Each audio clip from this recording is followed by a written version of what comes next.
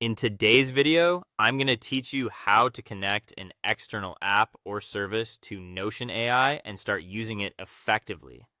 To begin, open Notion and head to your settings. This is where Notion keeps most of the controls for your workspace, including integrations, permissions, and AI-related features.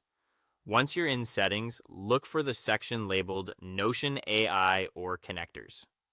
Depending on your version of Notion or your workspace setup, the wording may be slightly different, but the goal is the same.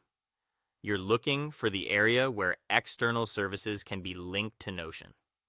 When you find that section, choose the app or service you want to connect. This could be a tool you already use for documents, communication, project tracking, or file storage. Selecting the right connector is important because it determines what information Notion AI may be able to reference later when helping you with searches, summaries, or answers. After choosing the service, you may be asked to sign into that external account. If that happens, simply continue with the login process for the service you selected. Make sure you're signing into the correct account, especially if you use more than one for work or personal tasks. This helps avoid confusion later when Notion AI starts pulling information from the connected source. Next, allow the permissions that are needed. This step is what gives Notion access to the specific data or actions required for the connector to work properly. Take a moment to read what access is being requested so you understand what information is being shared. In many cases, permissions can be updated later. So if you ever need to limit or expand access, you can usually return to this section and make changes. Once that's done, confirm that the connector is active.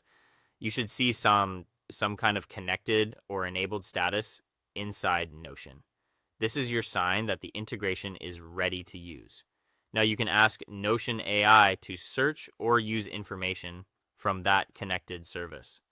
Be as clear as possible with your request so the AI knows where to look and what kind of result you want. For example, you might ask it to find information, summarize content, or pull relevant details from the connected app. Finally, review the result carefully and adjust permissions if needed. If the response is missing something or feels too broad, the issue may be related to access settings.